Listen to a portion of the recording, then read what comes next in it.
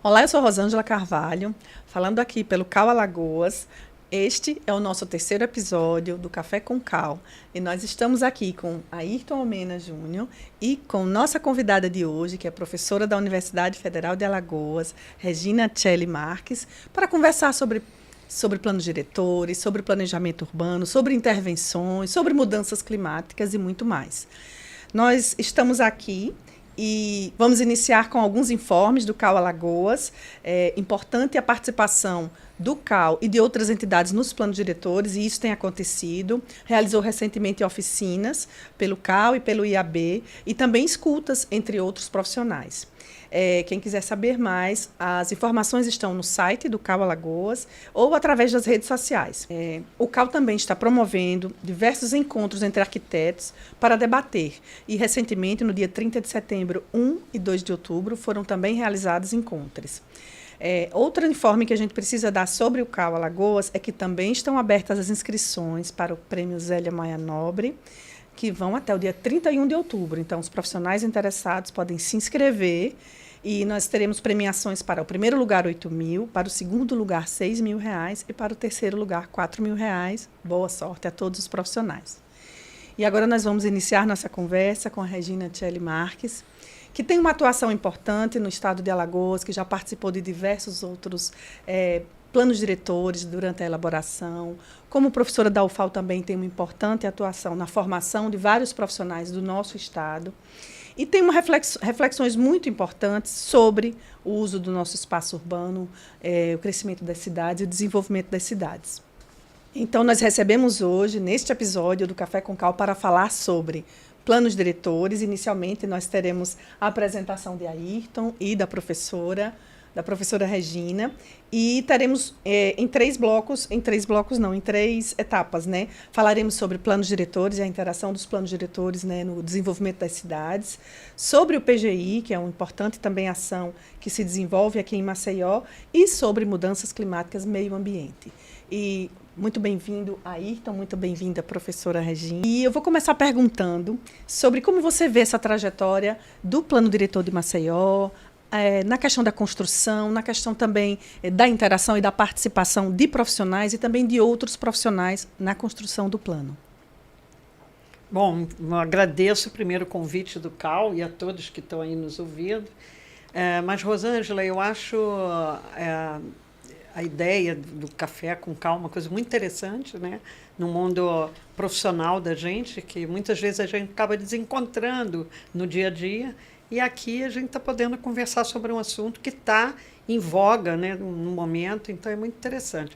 Primeiro, eu agradeço e a nossa conversa vai se dar com a Ayrton, um bate-papo, uma coisa bem suave, né? Não vamos entrar aqui em grandes polêmicas, mas trazer algumas polêmicas para a reflexão de todos nós na sociedade alagoana. Então, eu acho muito interessante, agradeço o convite, e a Universidade Federal de Alagoas também, né? Porque, afinal de contas, são 50 anos de formada, não é muito pouco, né? E aí, vivendo em Maceió, né? Assim, na maior parte da minha vida profissional, né? Então, e atuando especificamente com esse tema, né, que é tão importante, tão caro a todos nós. Nós temos sempre, os profissionais têm sempre duas escalas, né, a trabalhar, a gente sabe falar isso. O arquiteto trabalha na escala da família, da pessoa, do projeto, e na escala da cidade, né, que é uma escala de planejamento. A experiência profissional é muito interessante de cada um, né? Mas eu, desde estudante, escolhi trabalhar com a sociedade. Então, minha escala era a cidade mesmo, né? Agora, consegui projetar, construir minha casa. Então, também foi um pouco a dimensão arquiteto, um pouco a dimensão de urbanista e um pouco a dimensão paisagista, porque trabalhar com os ecossistemas alagoanos, por exemplo, na Lagoa Mundamanguaba e agora no Bosque em Defesa da Vida, lá na universidade, é uma experiência fantástica. Então, eu tenho que agradecer a Maceió e a Alagoas por exercer a profissão aqui. E o CAU, e a história do CAU, que lutamos tanto, do CREA ao CAU, né? Então, da GEMA ao trajetória, CAU, né? E a CAU. Então, isso é muito interessante. Que trajetória, né? É uma que conquista, trajetória, né? Eu cheguei na cidade, a cidade tinha 350 mil habitantes.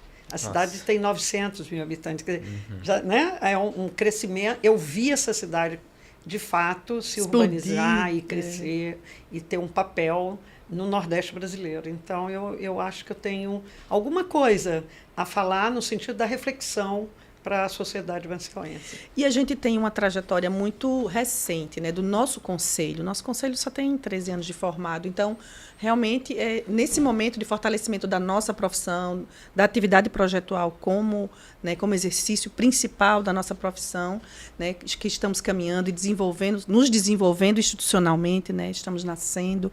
O CAU Federal também, eu atuo pelo CAU Federal junto a Josemê, e a gente percebe que muitos dos regimentos que estão sendo construídos sobre ética, sobre o nosso papel na sociedade, né, que nós estamos passando por processos enormes de transformação das cidades e das profissões. Então, eu acho que é um momento muito importante para a nossa profissão. Uhum. E aí eu queria que você falasse um pouco sobre essa participação no plano diretor, que eu sei que você é uma pessoa muito atuante, que vai a todas as oficinas. A Ayrton já tinha nos falado, você vai a todas as oficinas e participa. É verdade. E a gente percebe essa sua dedicação a esse tema que é tão caro a todo mundo, e essa fortaleza que a gente tem que defender sempre, que é a atividade do arquiteto urbanista enquanto pensador da cidade, enquanto planejador, né, desse território que nós vivemos. Pois é, Rosângela.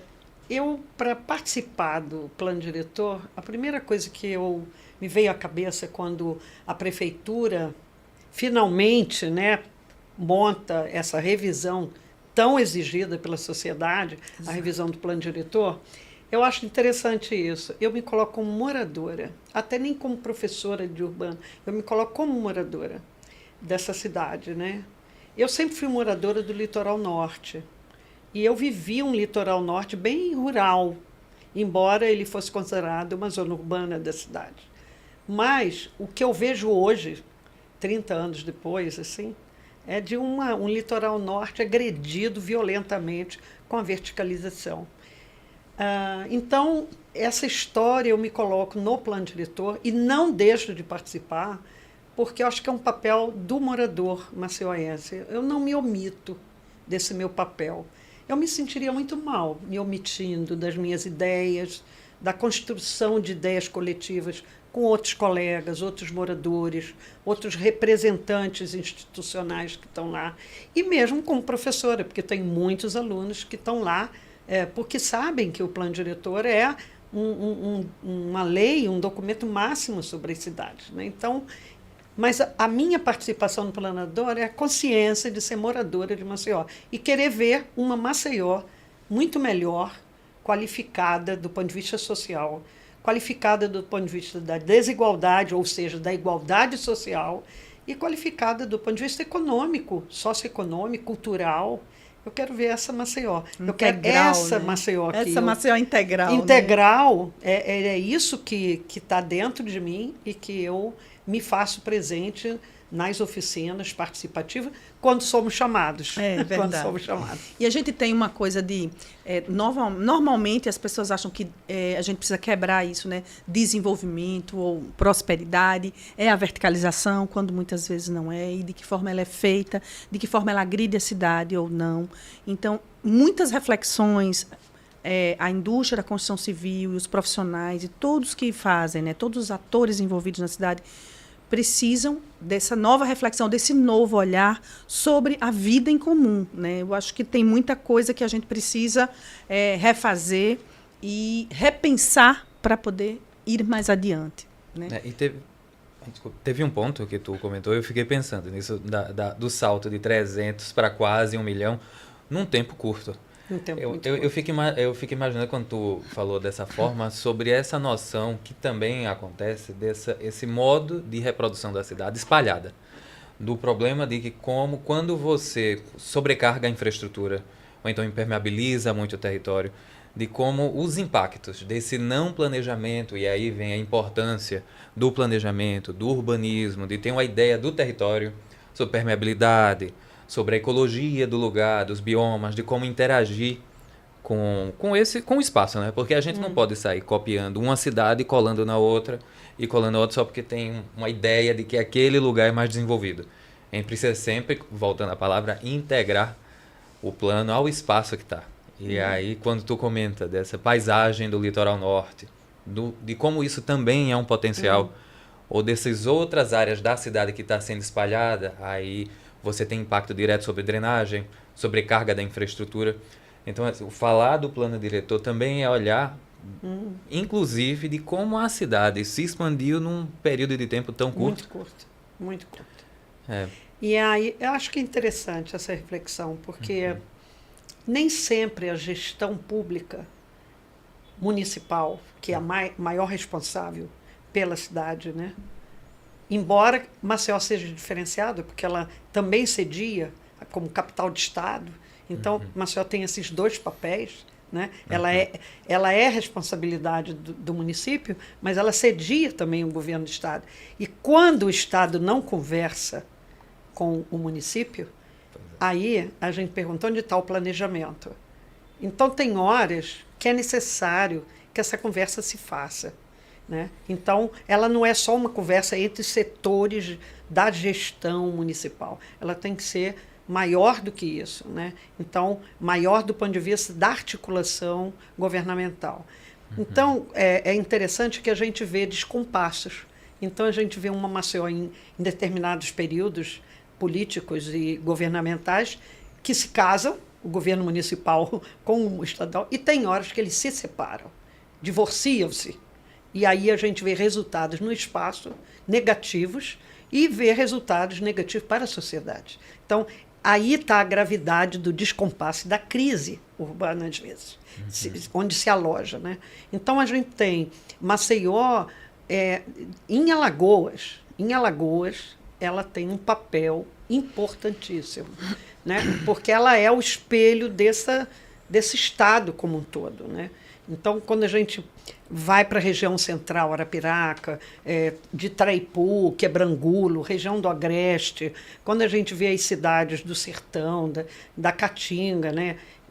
Então, são diferentes, são cidades, mas cada uma com a sua característica, né? Sua identidade, seu ecossistema geográfico, natural. E isso tem que ser respeitado. Isso tem que dar a cara dos lugares, a cara das pessoas.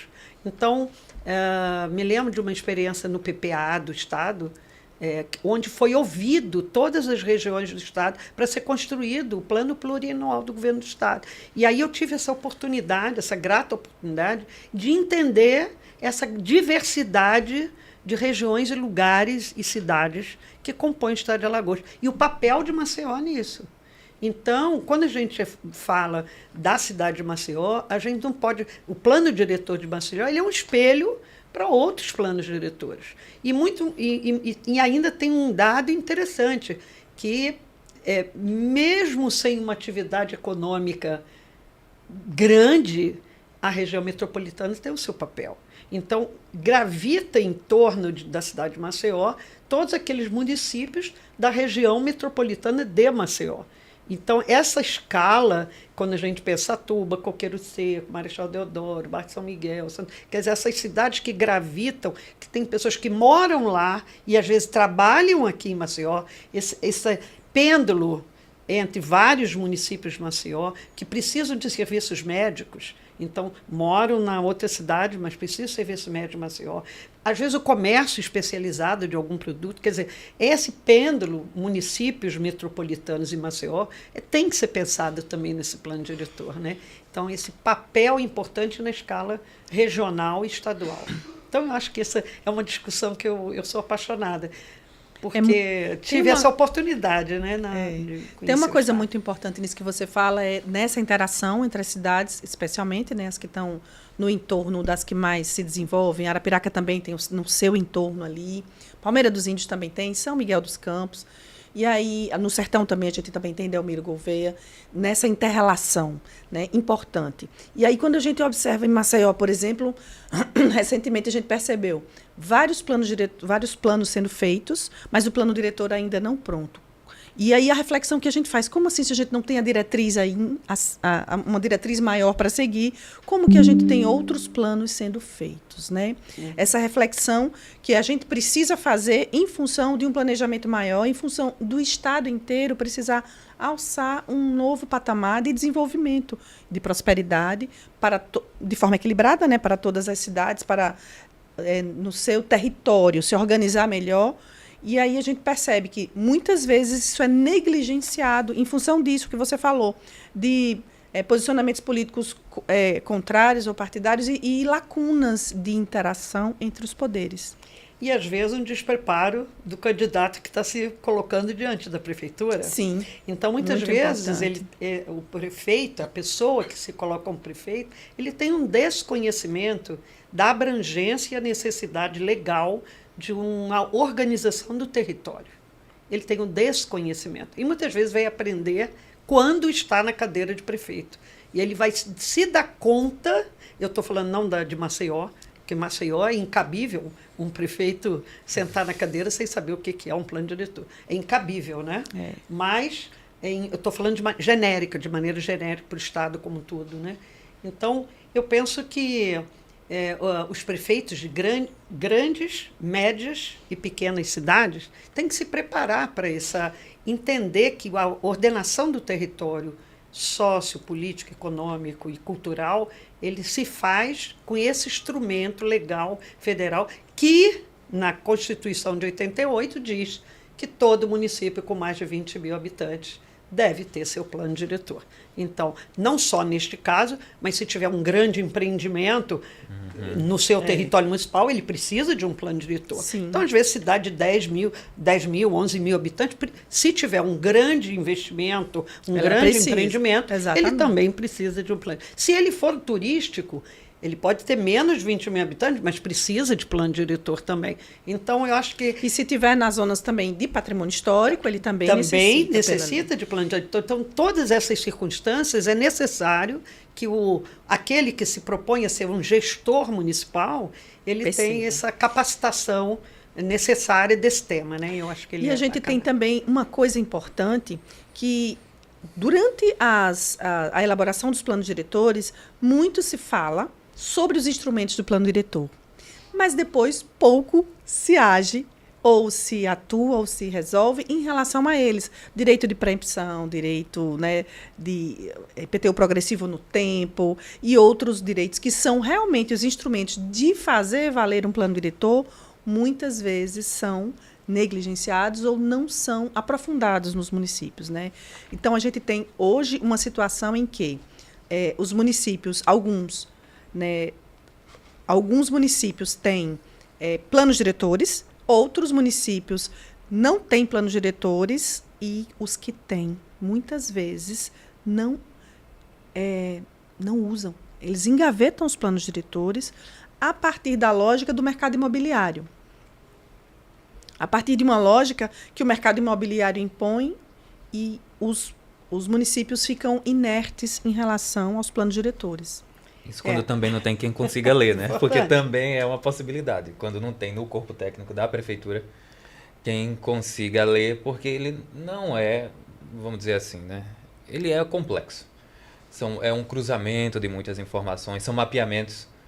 Tem pessoas em algumas prefeituras que têm uma questão com ler o mapeamento, aí nesse ponto a gente vai para a valorização profissional, e né? O lugar do arquiteto num momento como esse que a gente está tendo um colapso ambiental, ecológico, que é um sistema, que é sistêmico, vamos dizer assim, e que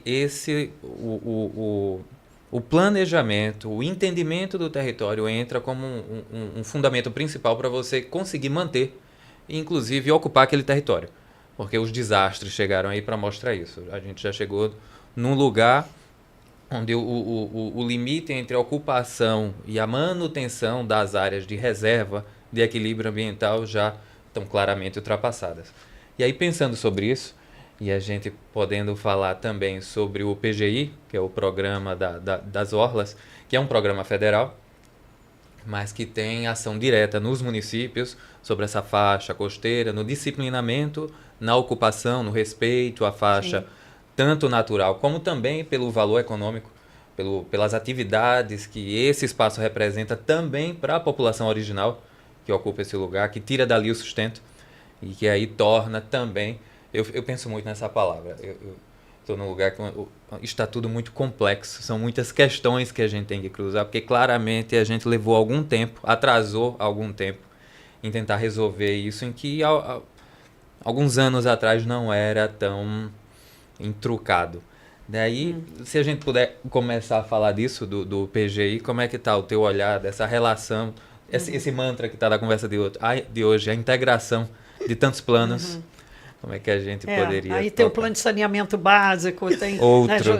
Mas plano de mobilidade. Não, está faltando. O plano de mobilidade está faltando. Até hoje, Maceió não tem um plano de mobilidade. E passou o prazo de entrega, né? E passou o prazo de entrega. Quer dizer, temos aí um buraco gigante, porque a gente sabe que as cidades hoje têm uma frota, né, principalmente de veículos particulares muito grande, em detrimento dos transportes públicos, infelizmente, e uma frota atualmente de motocicleta crescendo dia a dia. E aí você vê vários planos, né? Então, eu quero retomar um ponto lá do início da sua fala, apontado pela Rosângela, do início da sua fala, que é a importância que cada município ter o seu corpo técnico consolidado, com técnicos, cada um na sua área de conhecimento. E o arquiteto tem o seu papel dentro do planejamento regional urbano, o engenheiro tem o seu papel nas grandes obras viárias de infraestrutura, o sociólogo tem o papel lá dentro e os cientistas sociais dentro dos aspectos da sociedade. Cada área de conhecimento está ali na equipe técnica, mas a importância da prefeitura ter o seu corpo técnico definitivo e não um corpo técnico temporário. O que a gente vê nas prefeituras é uma enormidade de cargos temporários em detrimento daquele funcionário que poderia ter uma carreira efetiva e ele se consolidar no conhecimento do próprio município, né? Então, uma das coisas que a gente ouvia dos técnicos dos municípios que a gente percorreu no interior de Alagoas, era isso, que eles eram poucos valorizados. Então, abria uma nova gestão, aí quem era valorizado eram os novos técnicos que chegavam, mas que não permaneciam ali, e depois iam embora. Então, ele guardava aquela memória da história da gestão, do como aquele fato ocorreu. Então, isso só se dá quando você tem um corpo técnico definitivo, que constrói a sua vida profissional em cima dessa carreira, vamos dizer, pública, de servidor público, né? Porque ser servidor público é uma raridade hoje em dia, um servidor público sério, porque ele, inclusive, ele é um papel importantíssimo para planos, como nós estávamos falando, ou diretor, ou de saneamento, ou de mobilidade, ou o que seja, o plano da educação ou da saúde, mas o que a gente vê é um esfacelamento do corpo técnico do serviço público, né? Que papel é esse serviço público? E os arquitetos têm que aprender um pouco também o que é ser servidor público. Que, afinal de contas, os arquitetos, na sua grande maioria, eles são profissionais liberais, né? Profissionais do mundo do mercado. Então, eu não sei, até gostaria, depois de fazer uma pesquisa sobre isso, qual é o percentual que nós arquitetos somos da nossa existência dentro desse setor público e privado. Como é que... E os desempregados, que também são muitos. Sim, eu gostaria muito de entender esse processo. Não fiz essa pesquisa ainda, mas quem tiver vontade de fazer, eu acho que vale a pena. O CAL tem todos os dados dos Tem. E eu acho importante isso, que existem... eu acho que cai novamente naquele ponto que a gente estava falando sobre escalas. Existe a escala, né, do mercado, a escala que trabalha a casa, o projeto em si do edifício, o projeto comercial, e existe a escala da cidade. Essas duas escalas de trabalho, elas têm que ser aceitas e tem que ter entendimento de que cada profissional desse atua de uma forma diferente. Não é menos ou mais profissional o que é do mercado ou da cidade ou do que for. São profissionais que atuam de formas diferentes, por sonhos diferentes, como você falou, por vontades diferentes, porque a nossa profissão é tão encantadora que ela tem essas possibilidades de tanto mercado de trabalho nesse sentido. Pode ser, você pode trabalhar com patrimônio histórico, você pode trabalhar com cultura, você pode trabalhar com a cidade, com projeto arquitetônico, com projeto urbanístico, com intervenções, com consultoria. Nós temos hoje uma ampla possibilidade de trabalho e essa multiplicidade precisa ser valorizada, tanto no trabalho das cidades, nos municípios, E o papel do CAU hoje, mesmo a gente sendo um conselho recente, eu acho que é isso, nesse fortalecimento dessa trajetória profissional de que a nossa profissão tanto possibilita. Né? Agora, eu queria retomar um ponto que o Ailton falou, que eu acabei não comentando, mas eu acho interessante, Ailton, além dessa questão do serviço público que o arquiteto pode atuar e do serviço privado, etc. Mas eu queria lembrar, por exemplo, das questões ambientais que você trouxe, que é uma crise do momento. As questões ambientais, elas são graves, né? Muito graves. A gente está ouvindo falar muito das mudanças climáticas, né? Mas só que eu me lembro aí Milton Santos. O que Milton Santos nos trouxe de novidade lá na década de 80, 70, 80. Foi até um evento que houve no Recife, um grande congresso no Recife. Milton Santos vai dar uma palestra e vai dizer: o maior problema ambiental é a pobreza. O maior problema ambiental não é mineração, não é as questões materiais, é a pobreza. E ele continua contemporâneo. O que o Milton Santos falou naquela década continua contemporâneo. O maior problema ambiental é a pobreza, é a desigualdade, é a injustiça. Nós estamos falando de uma Maceió com 1 milhão de habitantes, 900 e poucos mil, 1 milhão de habitantes. Qual é a proporção da nossa população alagoana? Qual é a proporção da nossa classe alta, classe média e classe baixa? Nós temos 80% de pessoas recebendo um salário mínimo e meio a 2. Então, só esse dado grosseiro, hein? Não estou dando dado preciso, mas está nesta faixa. Qual é o percentual dentro de que recebe de um salário mínimo a 2 mora nesse território geográfico? Na parte baixa, que vai do Pontal até o litoral norte, Pioca, e o que mora na parte alta. A parte alta. Tabuleiro, que é a área mais antiga, Benedito Bentes, da década de 90, 80, 90, e agora o boom da cidade universitária, do bairro Cidade Universitária, né, com conjuntos habitacionais gigantes, 3.000 unidades habitacionais, 2.500, né, de pessoas que ganham de 1 a 2 salários mínimos. E ele recebe a casa, já é uma questão interessante do déficit habitacional, que ele está aí cumprindo o papel do déficit com os programas sociais de habitação. Mas, por outro lado, você bota um cidadão que trabalha ganhando um salário mínimo, morando a 1h30 do centro, que é onde ele encontra trabalho, centro e zonas litorâneas, né, Pajuçara, Jatiuca, etc., que ele leva 1h30, 2 para chegar em casa.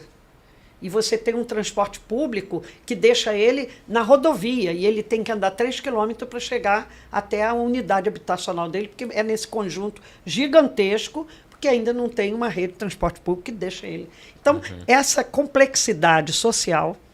E numa cidade cheia de vazios urbanos, e né? Cheia de vazios, uma cidade espalhada, fragmentada. Exatamente. E os vazios urbanos sendo especulados, porque passa a infraestrutura, uma infraestrutura de qualidade, água, esgoto, gás, na porta, mas ele está lá como um vazio urbano que poderia ser ocupado. E o nosso centro nessa discussão nessa discussão sobre habitação, interessante perceber, eu vi recentemente uma fala de Raquel Runick sobre o tema, onde ela fala, por exemplo, que em São Paulo tem um número maior de unidades habitacionais em construção e vazias do que o número de pessoas em déficit habitacional. Então, para quem a cidade está construindo? Para quem? Não é? Para um mercado imobiliário, para um mercado especulativo? E essas pontas não se juntam, né, em políticas públicas e macro, né, porque essa dimensão é muito maior do que só pensar uma cidade. E você precisa perceber que esse universo ele precisa ser revisto. Por isso a gente fala tanto na redistribuição do território a partir de novas bases, de novos conceitos, de novas formas de ver, para que esses problemas sejam enfrentados. E a gente não enfrenta, a gente percebe muitas vezes que nós não enfrentamos os problemas né, vamos passando ali pela lateral né, e o plano gestão precisa, né, Rosângela? Gestão entra, gestão sai, gestão, e a isso, gente né? discute, mas eles não são implementados. Que mecanismos você acha que a gente poderia acessar que conseguíssemos avançar nesse sentido de mais justiça social e combate às desigualdades, que é o grande problema, como você citou. Milton Santos fala muito bem e ele é mais atual do que nunca, né? Eu vejo por dois campos essa fala, né? Eu vejo pelo campo, vamos dizer, do próprio, vamos dizer, instrumental técnico, que é o plano diretor, é uma lei. Então, a gente pode construir um plano diretor onde essas injustiças podem estar, em algum momento, elencadas para ser enfrentadas. Né? Então, nós temos instrumentos urbanísticos, temos instrumentos de concentração da expansão urbana, né? Até concentração da expansão. Mas é isso, você expandir a cidade, mas não para espalhar ela, mas para concentrar ela. Aumenta a densidade, né? Pensar nessa densidade, né? Pensar nos vazios, pensar nos edifícios que estão abandonados, que podem se tornar habitação de interesse social e tudo mais, né? O nosso centro, riquíssimo em infraestrutura, tantas possibilidades de habitação de interesse social no centro, né? Onde tem trabalho, onde está ali com uma infraestrutura interessante. Então, eu acho que esse ponto é interessante, né? Da habitação de interesse social. Isso é um lado, pensar o plano diretor, mas também tem aí o lado político. Aí você tem que ter uma construção política aonde, para quem eu estou governando, seja espelhado. Agora, quando uma campanha é feita, como a gente sabe, que são as grandes elites apoiando os prefeitos, e baseado em interesses. Baseado em interesses. E que depois que ele senta na cadeira, ele vai ter que responder aos interesses que apoiou ele, aí para quem ele está fazendo o plano diretor? Pode ter até na Câmara. E outra coisa, não é só o prefeito, é a Câmara dos Vereadores. Aonde estão os vereadores? Essa foi a minha pergunta nas oficinas. Exato. Nas oficinas do PGI. Onde estavam os vereadores de Maceió discutindo o ordenamento territorial? Nenhum. Até para entender o processo, né? Porque o plano diretor vai passar por lá. E o plano diretor, nós já estamos na gestão da macrozoneamento, no zoneamento, nós estamos nessa fase. Onde estão os planos diretores? Acho que eu vi... Nem atuais vereadores, nem antigos vereadores. Nem os antigos, nem os atuais, nem os pretendentes. Nem os pretendentes para aprender sobre a cidade. Né? Aí tinha 1, 2... Né, dos que já até atuaram fazendo algumas oficinas de esforços para retomar essa discussão. Tinha 1, 2, né? Agora, onde que estão os outros? 20, são quantos? 20 e poucos, né?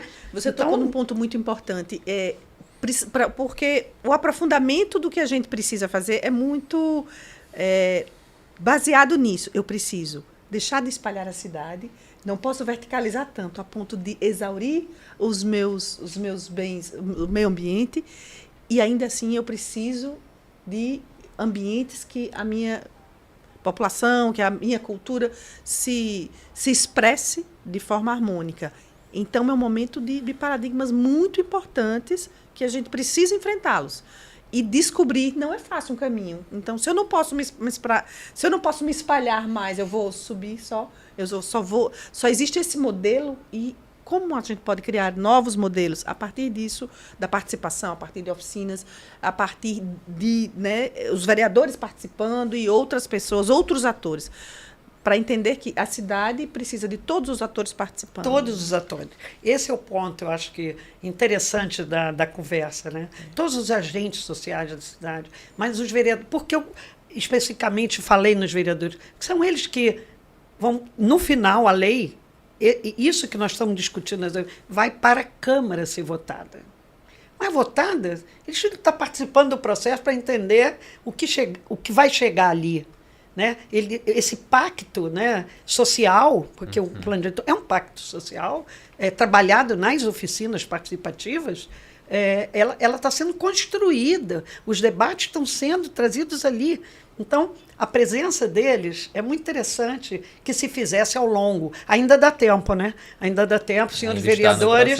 Ainda dá tempo. Convite feito, Convite né? feito. O CAL está aqui, reforçando esse pedido, o Instituto dos Arquitetos do Brasil, a Universidade Federal de Alagoas, chamando vocês para, ainda dá tempo, que o plano diretor ainda está caminhando, então, de participar desse momento, que é um momento para Maceió, de resolução de problemas graves e, ao mesmo tempo, de ideias interessantes para sua desenvolvimento, sua visão de futuro, sua imagem de futuro. Porque né? assim, quem melhor do que quem mora, quem vive em cada ponto da cidade, que está indo para as oficinas, Exato. a gente vê que ela está tendo uma participação muito interessante.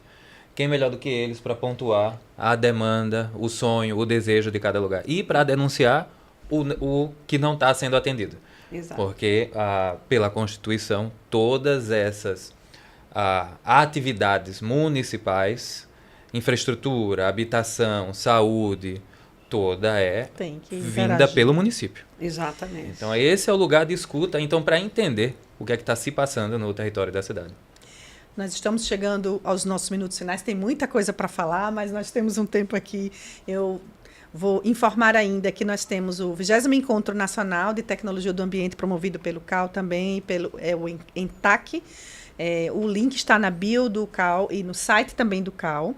Nós teremos também no dia 10 de outubro o NUPS e a conselheira Suzan, que é coordenando o primeiro seminário de Arquitetura, Urbanismo e Direitos Humanos, que será promovido lá no CAL, então estão todos convidados. E será de 9 às 17 horas, o link também vai estar disponível, tanto nas redes sociais do CAL Alagoas, como no site oficial. E também nós vamos ter no dia 22, 23 e 24 de dezembro, a Semartes, que é junto ao SESMAC, a primeira Semana Internacional de Arte, Tecnologia, Inovação e Sustentabilidade, com vários trabalhos sendo apresentados e vários trabalhos interagindo cultura e arte, destacando o cenário arquitetônico do design em esferas internacionais e nacionais e locais, com foco na inovação. Essas são algumas informações, vocês têm mais informações nos canais oficiais. Nós estamos chegando aos minutos finais. E agradecer a presença de Regina e dizer que, claro, tem esse assunto, né, é muito rico. Não se esgota. Não se esgota, ela tem muito conhecimento. Muito café. Muito café. Café do café. CAL. No ano que vem nós teremos mais Café com Cal. Esperamos que todos vocês tenham gostado. E eu queria que você fizesse as suas considerações finais e a pergunta final para a Regina, para a gente fazer o nosso encerramento. Bom, agradecer. Que é sempre ótimo ter essas conversas mais descontraídas, né?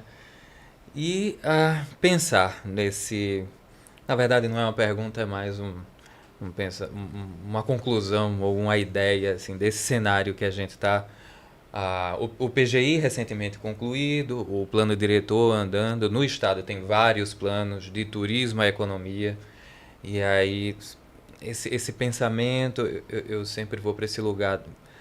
Se a gente conseguisse integrar tudo, né? Ter uma escuta... Recentemente a gente estava, por exemplo, no PGI da Barra de São Miguel.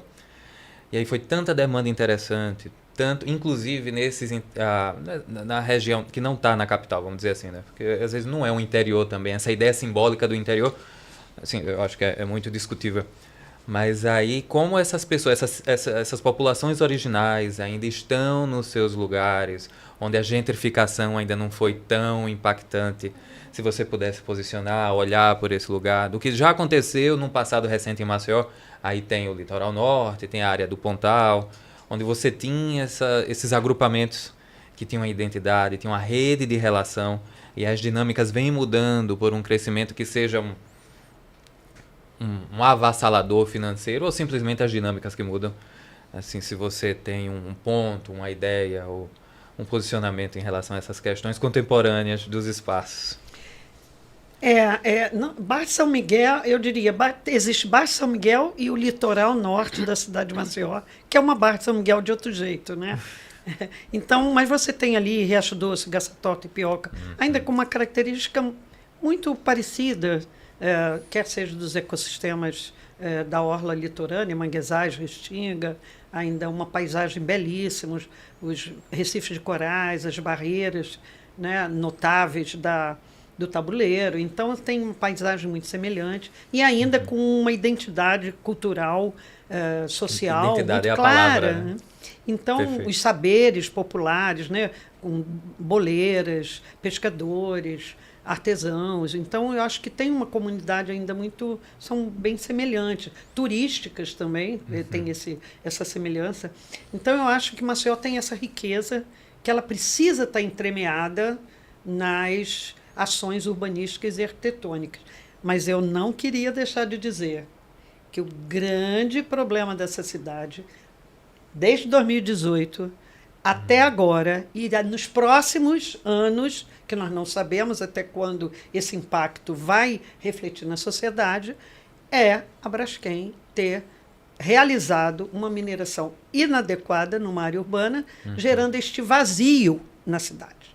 Esse grande vazio urbano no meio de um eixo fundamental, que era Fernando de Lima do Valdo Góes Monteiro, e uma lagoa Mundaú, que é belíssima, que está na geografia dessa cidade. Profundamente impactada. Profundamente impactada, com outros grupos de saberes, de pesca e marisqueira, o sururu e etc.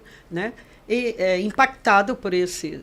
E aí eu quero lembrar uma coisa que eu já falei aqui no CAL, numa das palestras que eu dei no seminário, é que existem umas teorias que existem terrenos, em terrenos vazios, há uma desatratividade, quando há um terreno vazio, em círculos concêntricos de 50 metros, daí a um ano passa para 100 metros, daí a 2 anos passa para 150 metros. É um círculo concêntrico que vai criando desatrativos por conta daquele vazio. E que há prefeituras que montam setores para não deixar ocorrer os vazios, para que não há deixe de ter uma deseconomia, entende?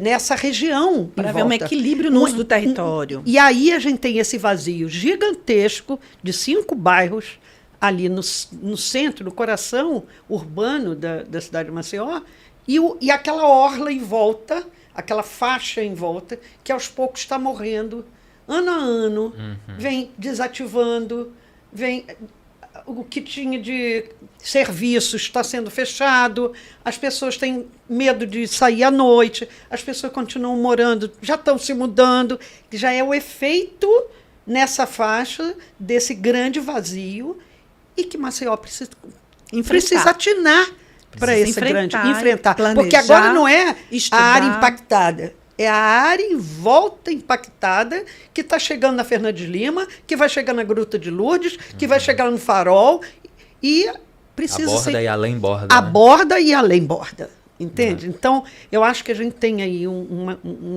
gente, muito café com cal para tratarmos desse assunto. Que bom, muita, porque isso eu faria assim, um convite a todo mundo que quer estudar, sabe?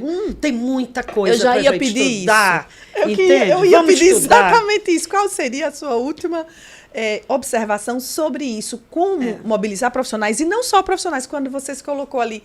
Eu também me coloco no plano diretor como moradora. Exatamente. E me aposto do meu território, me aposto da minha cidade e interajo no plano diretor por isso. Então, eu também queria que você falasse um pouco para os nossos profissionais e também outras pessoas que assistem. Como apaixonada pela educação, Rosângela. Como interagir. Vamos estudar a cidade. Vamos continuar morando nela, mas estudando sobre ela em qualquer área. A cidade é território de qualquer área profissional. Todas as profissões se fazem na cidade. Então, eu diria que é continuar estudando, debatendo, conversando com o vizinho, conversando com o morador, com os colegas da mesma profissão, do mesmo coletivo, como os conselhos, mas eu acho que não dá para parar de estudar.